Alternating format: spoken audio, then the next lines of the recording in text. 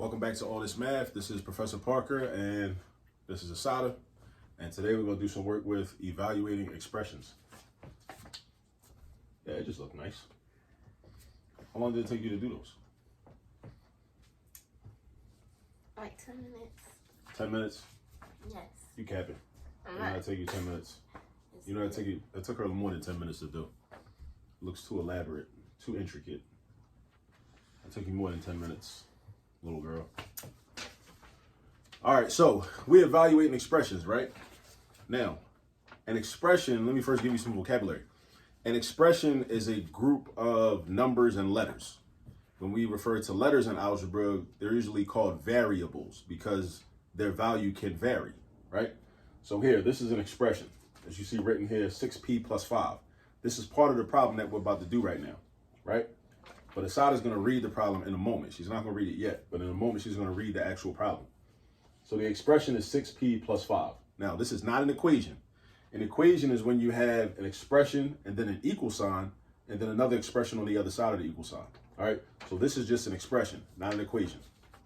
We're not going to solve this, meaning we're not going to figure out what the value of p is that makes this a true statement because it's not a full statement, right? And in this problem, we already know what p is going to be. P could be anything, but in this particular problem, the problem tells us what p is. All right, so the actual problem is printed in the description section underneath of the video on YouTube, right? And now Assata, she's getting a little restless. So she's going to read the problem. Read number 4. Make sure you enunciate so that people can hear. What is the value of the following expression when p equals 9? Read the expression.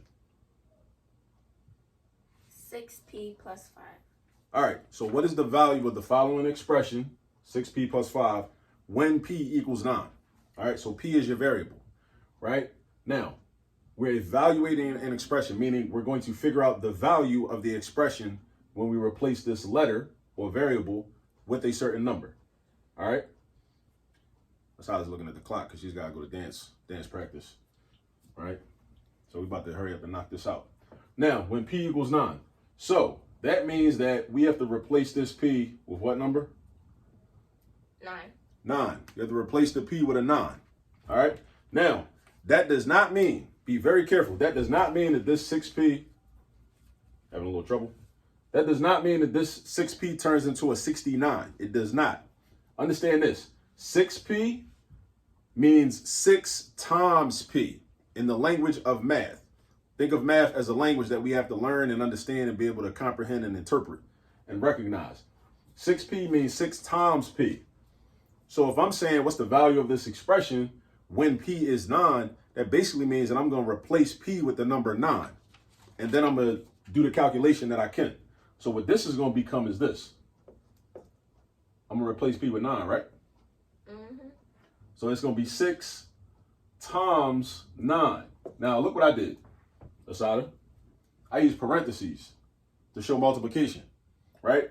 I could have used the X for multiplication. I could have used the dot for multiplication. Some people use the asterisk for multiplication.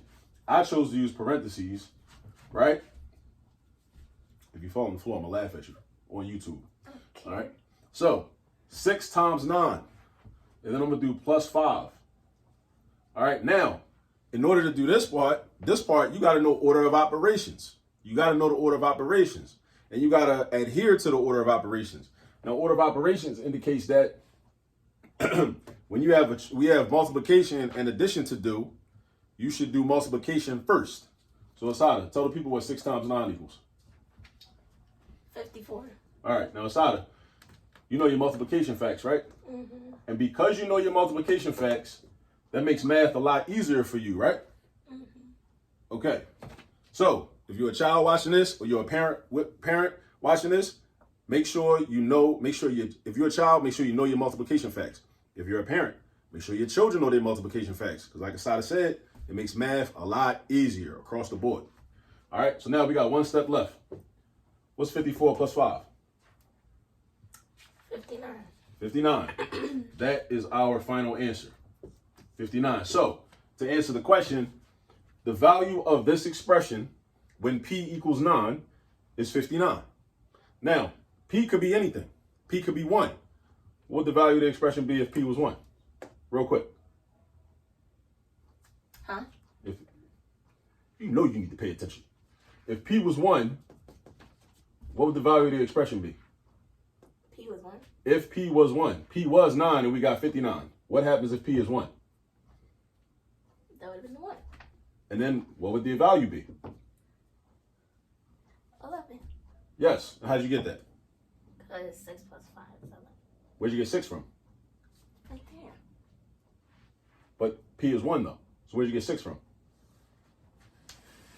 Explain your steps. 6 is right there. And if P is 1, you add that. Go to it.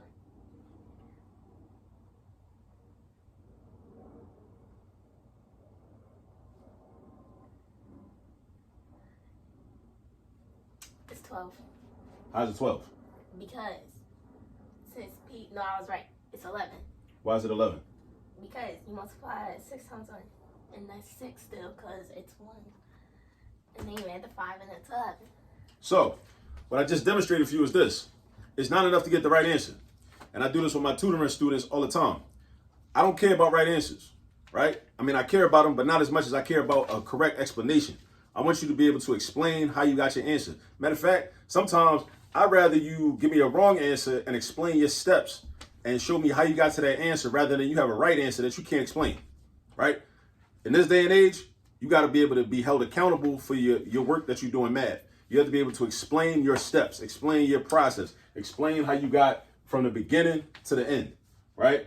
Another thing is this. A lot more teachers are going to start doing this and ensuring and challenging students to explain their work anyway, because now with the technology that's available, the different apps that you can just go on and take pictures of problems, and then you get a whole worked out, solution step by step that students are just going to, a lot of students, unfortunately, are going to copy down and write in their notes and turn it in for homework or classwork or whatever, right? So teachers are going to be have to become more vigilant and making sure students actually know what they're doing, because students, if they cheat, you can cheat all you want to, right? But then when that test come, you can't cheat because you're not going to have your phone. So if you cheat on the classwork and you cheat on the homework, and then when test time come, you're going to be stuck. Because even though it's going to look like you know what you're doing because you're providing step by step how to do the problem, but you can't explain it. You can't explain it. So make sure you know how to explain your work. Are you having fun? Make sure you know how to explain your work. You, miss, make sure you know how to explain your work. All right? Now we about to get out of here. Make sure you subscribe to the YouTube channel at All This Math. Also follow us on Instagram and on TikTok too. We got content on there as well. Also, please like, if you already subscribed, make sure you like and share the video. Let other people know what we're doing. You got any last words? No. Here you go. All right. Peace.